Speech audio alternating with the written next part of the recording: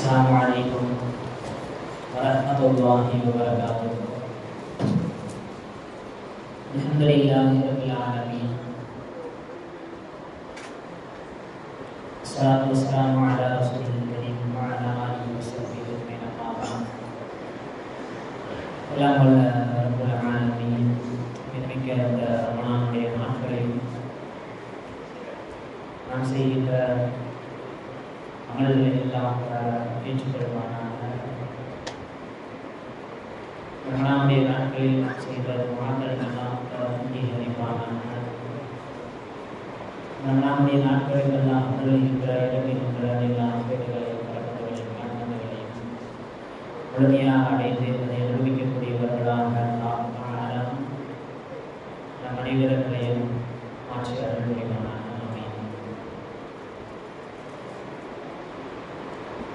இன்றோட தொழுகையில் கிட்டத்தட்ட 17 ஜுஸ்களை நிறைவு செய்திருக்கின்றோம். இன்று தொழுகையில் சூரா தாஹா சூராவினுடைய எஞ்சியிருந்த வசனங்கள் ஓதி முடிக்கப்பட்டு சூரத்துல் அன்பியா அப்படிங்கிற சூறாவில் ஓதி முடிக்கப்பட்டு சூரத்துல் ஹஜ்ஜினுடைய கிட்டத்தட்ட 64 வசனங்களை நிறைவு செய்திருக்கின்றோம். இன்றைய தொழுகையில் நிறையா விஷயங்கள் மோதப்பட்டது. குறிப்பாக சொல்லணும் அப்படின்னு சொன்னால், முன் சென்ற நபிமார்கள் அவர்களுடைய வாழ்க்கையில் அவங்க ஓதிய துவா, அந்த துவாவின் மூலமாக அவர்கள் பெற்ற பலன்கள், இது சம்பந்தப்பட்ட விஷயங்கள் எல்லாம் நிறைய ஓதப்பட்டது. உதாரணத்துக்கு சொல்லணும் அப்படின்னு சொன்னால், ஐயூப் அலைஹிஸ்ஸலாம் ரப்பி இன்னி மஸ்ஸனிய ضر وأنت أرحم الراحمين. யாரெல்லாம் ஐயூப் அலைஹிஸ்ஸலாம் துவாவை ஓதுனாங்க, ரப்பி இன்னி மஸ்ஸனிய ضر, எல்லாம் எனக்கு ரொம்ப கஷ்டமாக இருக்கும், அந்த அர்ஹமர் ராஹிமீன், நீ தான் இரக்கமானவர்களுக்கெல்லாம் இரக்கமானவன் அப்படின்னு ஓதுனாங்க. அவங்களை அதிலிருந்து வெளியே கொண்டு வந்தோம். அதே மாதிரி யூனுஸ் அலைஹிஸ்ஸலாம் அவங்க லா இலாஹ இல்லா அன்த சுப்ஹானக இன்னி குன்து மினல் ஸாலிமீன் ஓதுனாங்க. அதிலிருந்து அவங்களை வெளியே கொண்டு வந்தோம். அதே மாதிரி ஜக்கரியா அலைஹிஸ்ஸலாம் அவங்க ரப்பி லா ததர்னி ஃபர்தன் வ அன்த கையுல் வாரிஸீன் அப்படிங்கிறத ஓதுனாங்க. அதிலிருந்தும் அவங்களை வெளியே கொண்டு வந்தோம். அப்படின்ற அந்த நபிமார்கள் தங்களுடைய வாழ்க்கையில் செய்த துவாக்கள் குறித்தெல்லாம் ஓதப்பட்டது. அந்த துவாவின் மூலமாக அவர்கள் அடைந்த பலன்கள் எல்லாம் இன்றைய ஓதப்பட்ட வசனங்கள்ல இடம்பெற்றிருந்தது. இவ்வளவு வசனங்களுக்கு மத்தியில் இன்னைக்கு நாம் எடுக்கிற வசனம் என்னன்னு சொன்னா, நிறைய வசனங்கள்ல இன்று ஓதப்பட்ட வசனங்கள் எதை பத்தி ஓதப்பட்டுச்சு அப்படின்னு சொன்னா, மனிதர்களுடைய மரணம் குறித்து என்ன செய்யப்பட்டுச்சுன்னா, இன்னைக்கு நிறைய வசனங்கள் மரணத்திற்கு பின்னால் எப்படி இருக்கும், மரணத்தின் போது மலக்குமார்கள் மனிதர்களை சந்திக்கின்ற அந்த விஷயங்கள் எல்லாம் இன்றைக்கு நிறைய ஓதப்பட்டது. இன்னைக்கு நம்ம சமுதாயத்தில் நாம் மறந்துட்ட ஒரு விஷயம், அது கண்டிப்பாக நமக்கு கிடைக்கும், அதில் எந்த சந்தேகமும் கிடையாது. ஆனாலும் என்ன செஞ்சுட்டோம்னு சொன்னால், அதை மறந்து நாம் என்ன செய்யணும்னு சொன்னால் வாழணும். அது காரணங்களில் நாம் சந்திக்க இருக்கின்ற, நம்மளை சந்திக்க இருக்கின்ற, எல்லாரும் சந்திக்க இருக்கின்ற மௌத்தினுடைய அந்த சிந்தனை என்ன ஆச்சுன்னு சொன்னால், இன்னைக்கு நம்ம சமுதாயத்தில் இல்லை. மௌத்து இருக்குன்னு நம்புகிறோம், ஒரு கட்டத்தில் அது குறித்தெல்லாம் பயந்தோம், அதற்கான தயாரிப்புகள் எல்லாம் செய்தோம். இன்னைக்கு அப்படின்னு ஒன்று இருக்குது அப்படின்றதை நம்ம என்ன செய்யணும்னு சொன்னால் மறந்து முழுக்க துன்யாவினுடைய விஷயங்கள்ல ரொம்ப மூழ்கி போயிருக்கிறோம். மரணத்தினுடைய அந்த வழி ஹதீஸ்களில் வருது. ரசூல் ஸல்லல்லாஹு அலைஹி வஸல்லம் அவங்க சஹாபாக்களுக்கு சொன்னாங்க. சஹாபாக்கள் ரசூல் ஸல்லல்லாஹு அலைஹி வஸல்லம் யா ரசூலல்லாஹ் கைஃப அலுமல் மௌத், மரணத்தினுடைய வழி எப்படி இருக்கும் யார சொல்லலாம் அப்படிங்கும் பொழுது, அப்போ ரசூல் ஸல்லல்லாஹு அலைஹி வஸல்லம் நிறைய உதாரணங்களை சொன்னாங்க. நமக்கெல்லாம் தெரியும், உயிரோட ஒரு ஆட்டை உரிச்சா அந்த ஆட்டுக்கு எந்த அளவு வலி இருக்குமோ அந்த அளவு வலி இருக்கும், அதெல்லாம் தெரியும். இதெல்லாம் தாண்டி ஹதீஸ்ல ஒரு விஷயம் சொல்லியிருக்காங்க ரசூல் ஸல்லல்லாஹு அலைஹி வஸல்லம், லர்பதன் ஸலாத்து மியத பிஸ்ஸைஃபி, ஒரு மனிதனை நிப்பாட்டி அவனை நல்ல கூர்மையான வாளால் 300 தடவை வெட்டுனா எந்த அளவுக்கு அந்த மனிதனுக்கு வலி இருக்குமோ அந்த அளவு வலி அந்த மனிதன் அந்த மரணத்தை சுவைக்கின்ற சுவை அப்படி இருக்கும் அப்படின்னு ரசூல் ஸல்லல்லாஹு அலைஹி வஸல்லம் அவங்க சொல்லியிருக்கிறாங்க. அதனாலதான் மரணத்துக்கு பின்னாடி அப்படின்றத தாண்டி அந்த தருணத்துல நாம் என்ன செய்யணும், அல்லாஹ்ட்ட ஹஃபின் அலைனா சக்கராத்தில் மௌத், யா அல்லாஹ் அந்த சக்கராத்தினுடைய மௌத்தை எங்களுக்கு நீ லேசாக்கித்தான் அப்படிங்கிற மாதிரி அல்லாஹ்ட்ட நாம் அதிகமா துவா செய்யணும்னா சாதாரண விஷயம் கிடையாது. இந்த தருணம் மௌத்துக்கு பின்னாடி கேள்வி கணக்கு அதெல்லாம் தாண்டி நம்ம ரூஹ் நம்மளுடைய உடலை விட்டு பிரிகின்ற அந்த தருணம் இருக்குது, அது ரொம்ப கஷ்டமான தருணம். இன்னைக்கு நம்ம சமுதாயத்தில் என்ன ஆயிடுச்சுன்னு சொன்னால், பல வீடுகளில் மரணித்தும் பல கண்டுகொள்ளாத மரணங்கள் நிறைய நிகழுது. என்னன்னு சொன்னால், சக்கராத்துடைய நேரத்தில் அந்த மௌத்து அல்லது அந்த மனிதருக்கு செய்ய வேண்டிய கடமைகளை அல்லது அந்த மனிதருக்கு கூட அவங்களுடைய பிள்ளைகளோ உறவினர்களோ நிறைய பேர் என்ன செஞ்சிட்டாங்கன்னு சொன்னால், இன்றைக்கி நம்ம சமுதாயத்தில் நிறைய தனிமையில் அந்த விஷயத்தை சுவைக்கக்கூடிய ஒரு சமுதாயமாக நம்மளுடைய சமுதாயம் மாறிட்டு வர்றோம். வருத்தத்திற்குரிய விஷயம், இது வெறும் சும்மா எங்கேயோ பயம், நம்ம மஹல்லாலே நடக்குது. நிறைய பெற்றோர்களை விட்டு பிள்ளைகள் வெளியூரில் போய் இருந்துடுறாங்க. அல்லது பெற்றோர்களுக்கு ஏதாச்சும் ஒரு இனக்குன்னா அப்படியே தனியாக விட்டுறாங்க பெற்றோர்களை. அந்த நேரத்தில் அந்த மரணத்தினுடைய சுவையினுடைய அந்த அந்த சக்கராத்துடைய நேரத்தில் யாரும் இல்லாத பொழுது அல்லது அவர்களுக்கு செய்ய வேண்டிய தல்கீன் சம்பந்தப்பட்ட விஷயங்கள் செய்யப்படாத பொழுது எந்த அளவிற்கு அவர்கள் வேதனையை அனுபவிப்பார்கள் அப்படின்றத இது அது வார்த்தைகளால் சொல்ல முடியாது சக்கராத்துடைய வேதனையை. ஏன்னா ஹதீஸ்கள்லையும் குரான்லையும் அதே மாதிரி முன் சென்ற நபிமார்களுடைய வரலாறுகள்ல நிறைய விஷயங்கள் அந்த நேரத்தில் இருக்கக்கூடிய விஷயங்களை பற்றி எல்லா நபிமார்களும் எச்சரிக்கை செஞ்சிருக்கிறாங்க. இப்ராஹிம் அலைஹிஸ்ஸலாம் அவங்க ஒரு தடவை போய்கிட்டு இருக்கும் பொழுது ஒரு மலக்கை பார்க்குறாங்க. மன்னன் நீ யாருன்னு கேட்குறாங்க. ஆனால் மலக்குல் மௌத், நான் மலக்குல் மௌத் அப்படிங்கும் பொழுது, அப்போ நீங்கள் பாவியினுடைய ரூஹை கைப்பற்றும் பொழுது உங்களுடைய சூரத் உங்களுடைய அமைப்பு எப்படி இருக்குன்னு எனக்கு கொஞ்சம் காட்டுங்க அப்படிங்கும்பொழுது, அப்போ அந்த மலக்கு தன்னுடைய உருவத்தை பாவிகளுடைய ரூஹை கைப்பற்றப்படும் பொழுது எப்படி இருக்குமோ அந்த உருவத்தை காட்டும் பொழுது இப்ராஹிம் அலைஹிஸ்ஸலாம் மயக்கம் போட்டு விழுந்துடுறாங்க. மயக்கம் போட்டு விழுந்து எந்திரிச்சோன்னா இப்படிப்பட்ட உருவத்தை பார்க்கறதே பெரிய விஷயம். அதாவது இதுக்கு மேல அவனுக்கு ஒரு தண்டனை வேண்டுமா? சக்கராத்துடைய மரணத்தை வழியை தாண்டி அந்த மலக்குள் மௌத்து பாவியை பார்க்குற இந்த விஷயமே அவனுக்கு போதுமானதா இருக்கும். இதுக்கு மேல அவனுக்கு ஒரு வேதனை வேணுமா அப்படின்னு அந்த மலக்குள் மௌத்திலும் இப்ராஹிம் அலைஹிஸ்ஸலாம் அவங்க சொன்னதா வரலாறுல உண்டு. ஒவ்வொரு மனிதனும் தினமும் ஒரு 3 விஷயத்தை தங்களுடைய மனசுல கொள்கைகளா எடுத்துக்கணும். ஹதீஸ்ல வருது, 3 விஷயங்களே ஒரு மனிதன் காலையில எந்திக்கும் பொழுது அவன் இந்த 3 விஷயத்தை உள்ளத்துல ஆழமா பதிய வச்சுக்கணும். முதல்ல ஆமினம் பெருசுக்கினா, அல்லாஹ் தஆலா அவனுடைய ரிஸ்க் எப்படினாலும் அவனுக்கு அந்த ரிஸ்க் வந்தடையும் அப்படின்ற விஷயத்துல ரொம்ப நம்பிக்கை உடையவனா இருக்கணும். இரண்டாவது, முஹாரிபல் அதுவினா, ஷைத்தானுடைய சூழ்ச்சிகளில் இருந்து ஓடக்கூடியவனாக ஒரு மனிதன் இருக்கணும். மூன்றாவது, முஸ்தஇத்தல் லிமௌத்தினா, அவனுக்கு ஏற்படக்கூடிய மௌத்திற்கு தயாரானவனாக அவன் இருக்க வேண்டும். இந்த விஷயத்தை தினசரி என்ன செய்யணும்னு சொன்னா, ஒரு முஃமின் இந்த 3 விஷயத்தையும் தன்னுடைய மனதால் நினைக்கக்கூடியவனா இருக்கணும் அப்படின்னு ஹதீஸ்கள்ல வந்திருக்கு. அந்த மரணத்தினுடைய வழி இருக்குது கிதாபுகள்ல, சஹீஹான கிதாபுகள்ல, தாரகுத்னி, திர்மிதி நிறைய ஹதீஸ் கிதாபுகள்ல பதிவு செஞ்சு வச்சிருக்கிற ஒரு ஹதீஸ் என்னன்னு சொன்னா, லவ் அன்ன ஷஅரதம் மின் வஜ்இல் மௌத்தி, அந்த மரணத்தினுடைய வழி இருக்குது, அதிலிருந்து ஒரு முடி எடுத்து, அந்த ஒரு முடியை எடுத்து இதா வலஅத் அல சமாவாதி வல்லர், அந்த வலியினுள்ளிருந்து ஒரு முடி அளவு எடுத்து வானம் பூமியின் மீது வைத்தால் லமாத்து ஜமியா, அந்த வானம் பூமியும் மௌத்தாகிவிடும் அளவிற்கு அந்த மரணத்தினுடைய வலி இருக்கும் அப்படின்ற மாதிரிலாம் ஹதீஸ்கள்ல வந்திருக்கு. மரணம் எங்கே இருந்தாலும் எப்படி இருந்தாலும் அல்லாஹ் தஆலா முடிவு செய்து விட்டால் அந்த தருணத்திலிருந்து ஒரு செகண்ட் பிற்படுத்த மாட்டாது, முற்படுத்தப்பட மாட்டாது. மரியம் அலைஹிஸ்ஸலாம் அவங்க ஒரு தடவை ஈசா அலைஹிஸ்ஸலாம் அவங்களும் மரியம் அலைஹிஸ்ஸலாம் நோன்பு வச்சிருக்கிறாங்க. அப்போ மரியம் அலைஹிஸ்ஸலாம் என்ன செய்யறாங்கன்னு சொன்னா, ஒரு மலை மேலே ஏறி தன்னுடைய மகனுக்காகவும் சில பொருட்களை சேகரிப்பதற்காக மலை மேலே ஏறுறாங்க. போனா அங்கே ஒரு ஆள் நான் நின்ன உடனே பார்த்த உடனே மரியம் அலைஹிஸ்ஸலாம் மயக்கம் போட்டு விழுந்துடுறாங்க. எந்திரிச்ச உடனே யாரு நீங்க? உங்களை பார்த்த உடனே என்னுடைய உடம்பெல்லாம் நடுக்குது, என்னுடைய உள்ளம் அப்படி நடுக்குது, எனக்கு அவ்வளவு மயக்கம் வருது, என்னால் உங்க முன்னாடி நிற்கவே முடியல, நீங்க யார் அப்படிங்கும் பொழுது அப்பா சொல்றாங்க, நான் மலக்குல் மௌத், நான் தான் மலக்குல் மௌத், அஜிகத ஜானிர நம் தானியன், என்னை பார்த்துட்டு போலான்னு வந்தீங்களா இல்லை என்னை கூட்டிட்டு போலான்னு வந்தீங்களா அப்படின்னு மாதிரி மலக்குல் மௌத்திடம் மரியம் அலைஹிஸ்ஸலாம் அவங்க கேட்குறாங்க. அப்போ மலக்குல் மௌத் சொல்றாங்க, அஜிகத்து தாயி, நான் உங்களை கூட்டிட்டு போக தான் வந்திருக்கிறேன். அப்படியா, சரி கொஞ்சம் வெயிட் பண்ணுங்க, என்னுடைய மகனுக்காக வேண்டி இஃப்தாருக்கு சில விஷயங்களை நான் கொண்டு போய் கொடுத்துட்டு வந்துடுறேன், என்ன செய்யுங்க நீங்கள் அப்போ ரோட்டை கைப்பற்றிக்கங்க அப்படிங்கும் பொழுது மலக்குள் மௌத் சொன்னாங்க, நீங்கள் எந்த இடத்துல நிற்கிறீங்களோ அந்த இடத்த விட்டு ஒரு ஸ்டெப்பு கூட நகராத மாதிரி என்ன செஞ்சு சொல்லிட்டான், அல்லாஹ் தான் அவங்களுடைய ரூஹை கைப்பற்றி சொல்லிட்டான். நீங்கள் நிற்கிற இடத்துல இருந்து ஒரு ஸ்டெப் கூட எடுத்து வைக்கக்கூடாது. அப்படிப்பட்ட நிலையில எந்த இடத்துல நிற்கிறீங்களோ அதே இடத்துல அல்லாஹ் ரூஹை கைப்பற்ற சொல்லிட்டான். அப்படின்னு மரியம் அலைஹிஸ்ஸலாம் அவங்க ரூஹு கைப்பற்றப்பட்டாச்சு. அப்படியே என்ன செய்யறாங்கன்னு சொன்னால் அப்படியே கீழே சாஞ்சிருக்காங்க. இரவு நேரமாவது கீழே இருந்த மலைக்கு கீழே ஈசா அலைஹிஸ்ஸலாம் அவங்க இருக்கிறாங்க.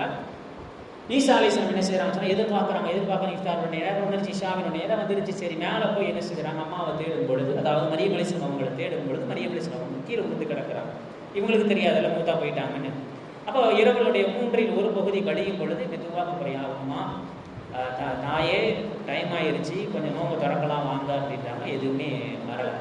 இப்போ 2/3 பகுதி கிடக்குது, அப்பவும் எதுவும் வரலை.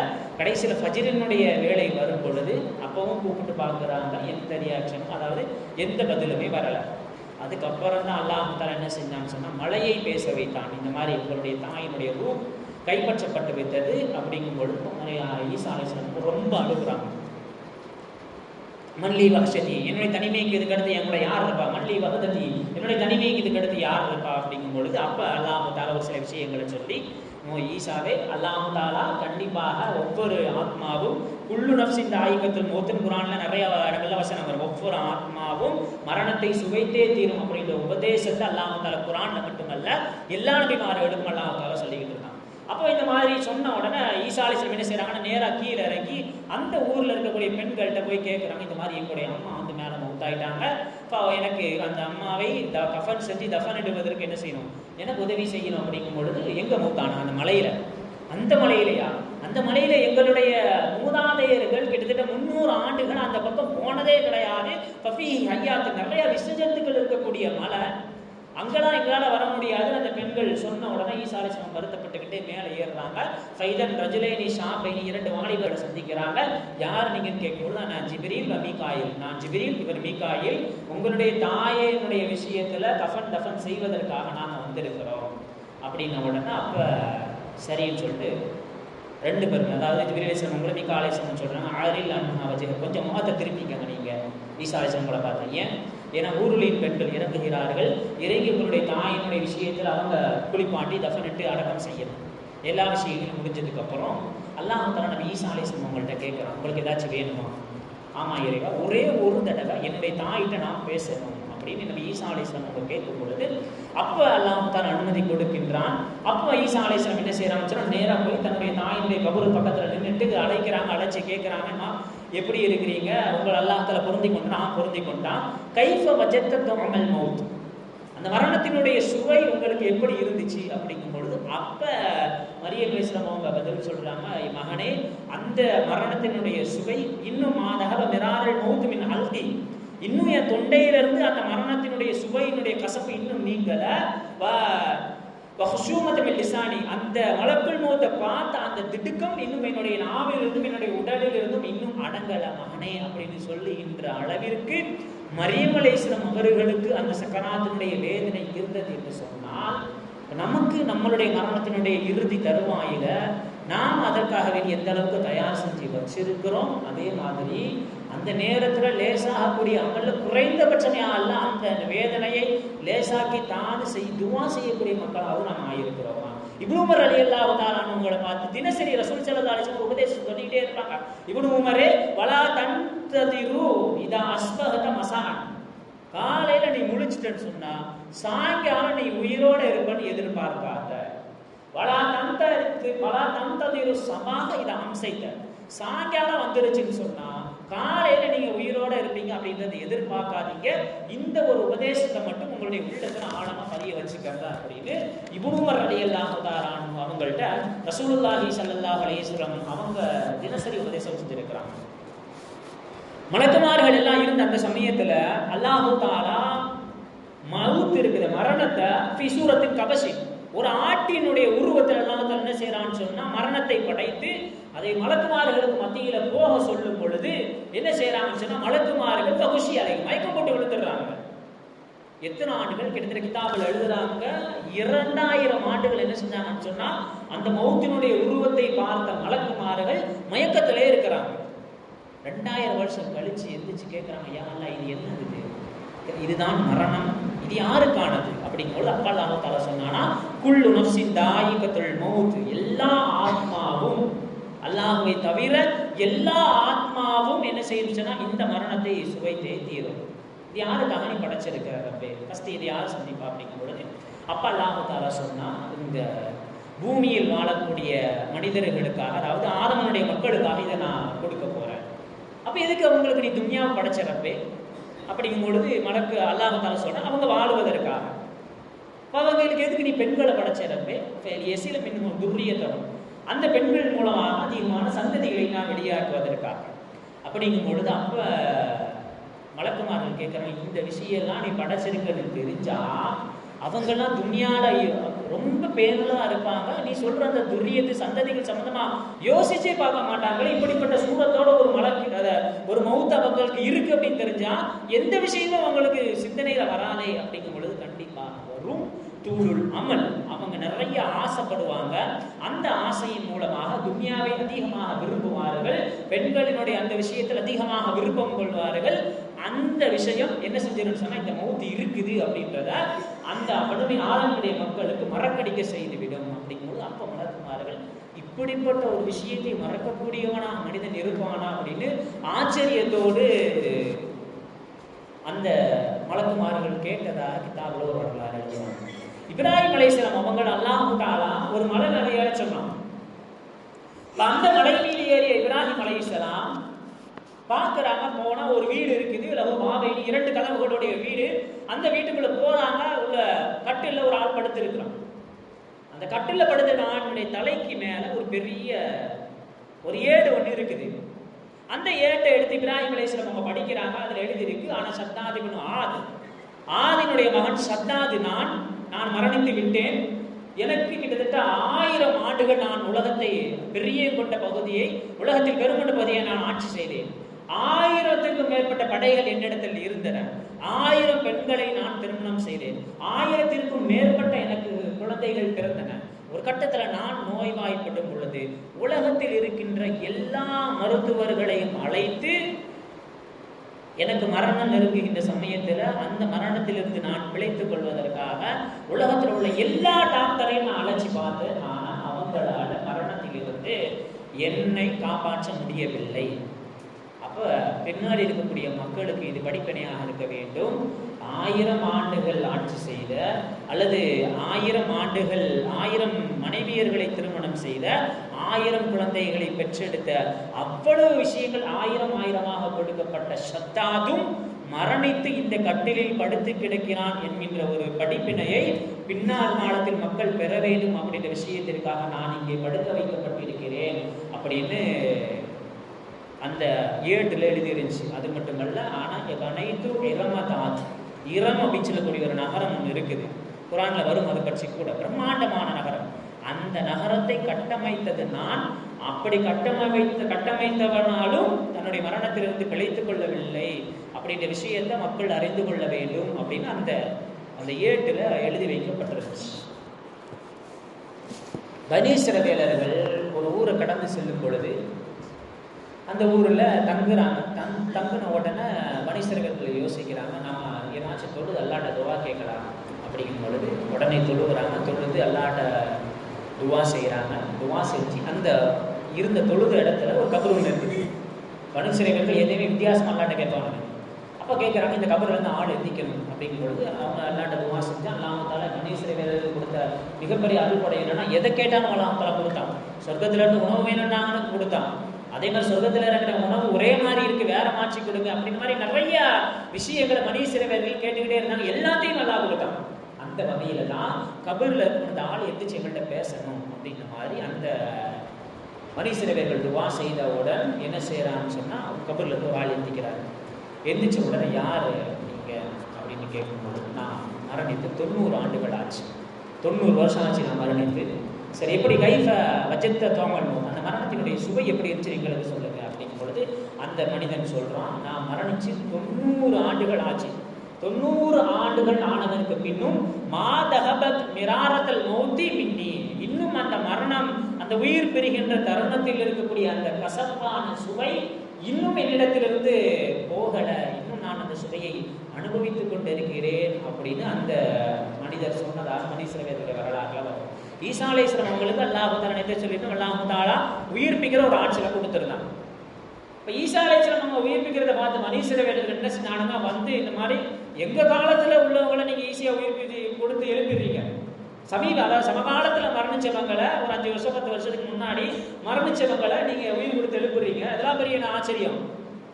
எங்களுக்கு நீங்க என்ன செய்யணும்னா சாம் இப்னு நூஹ் அலைஹிஸ்ஸலாமுடைய மகன் சாம்னு ஒருத்தர் இருக்கானா இல்லையா, கிட்டத்தட்ட 4000 வருஷம் ஆச்சு மரணிக்கு, அந்த ஆளை என்ன செய்யணும்னா நீங்க உயிர் கொடுத்து எழுப்பணும் அப்படிங்கும் பொழுது அப்ப ஈசா அலைஹிஸ்ஸலாம் அல்லாஹ்ட்ட துஆ செய்றாங்க, யா அல்லாஹ் அந்த சாம உயிர் பிச்சு காட்டி இவங்க ஈமான் கொள்வானுங்க அப்படின்ன உடனே அந்த சாமியுடைய கபர் அடையாளம் காணப்படுகிறது.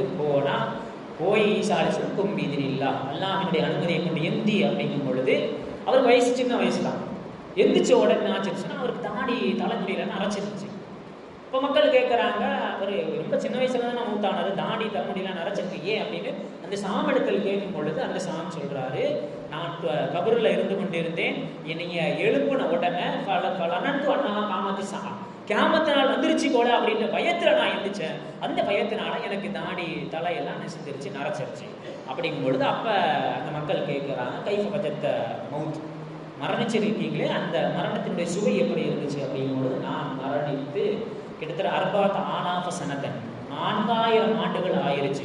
இந்த 4000 ஆண்டுகள் ஆகியும் மாதஹபத் அன்னி சக்கராத்துல் மவுத், அந்த சக்கராத்தினுடைய வேதனை இருக்குது, 4000 வருஷம் ஆகியும் இன்னும் எனக்கு அந்த வேதனை வந்து என் தொண்டக்குழி விட்டு நகரல அப்படின்னு அந்த சாமக்குள்ள நூகு சொன்னதாக ஈசா அலைஹிஸ்ஸலாமுடைய வரலாறு எப்படி ஒரு சொல்லப்பட்டார்.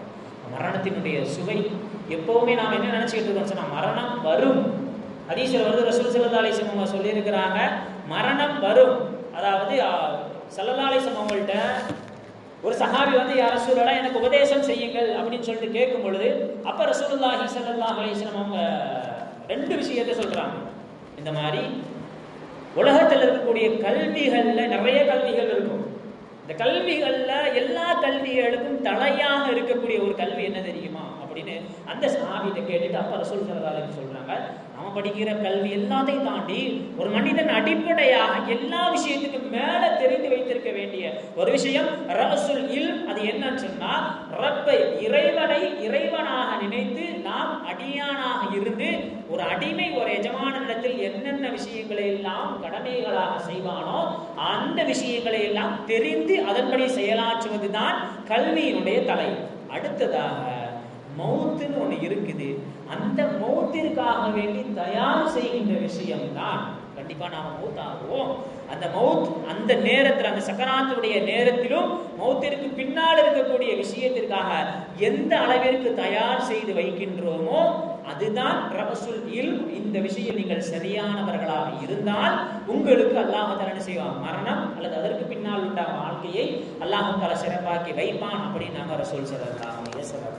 அதுதான் மௌத்தினுடைய விஷயத்துல நாம எந்த அளவிற்கு அந்த மௌத்துக்கு பின்னாடிலாம் ரெண்டாவது அந்த நேரம் அந்த ரூஹ் நம்முடைய உடலை விட்டு பிரிகின்ற நேரத்துல ஒரு பக்கம் வலி, இன்னொரு பக்கம் ஷைத்தான் முக்மீனாக அந்த ரூஹ் பிரியக்கூடாது என்பதற்காக வேண்டி தாயினுடைய உருவத்துல தந்தையினுடைய உருவத்துல பிள்ளையினுடைய உருவத்துல எல்லா நபர்களுடைய உருவத்திலும் வந்து நம்முடைய நாவிலிருந்து களிமா வெளிவராமல் இருப்பதற்கு என்னென்ன குழப்பங்களை எல்லாம் ஏற்படுத்த முடியுமோ அப்படிப்பட்ட குழப்பங்களை எல்லாம் ஷைத்தான் ஒரு பக்கம் ஏற்படுத்தி கொண்டு இருப்பான்.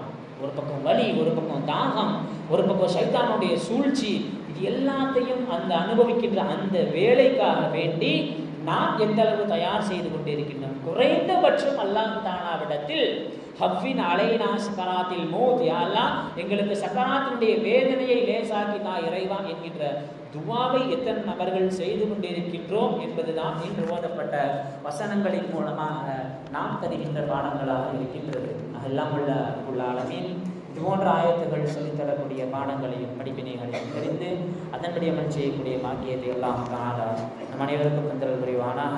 வாஹிரு தஅவானா அல்ஹம்துலில்லாஹி ரப்பில் ஆலமீன். அஸ்ஸலாமு அலைக்கும் வரஹ்மத்துல்லாஹி வபரகாத்துஹு.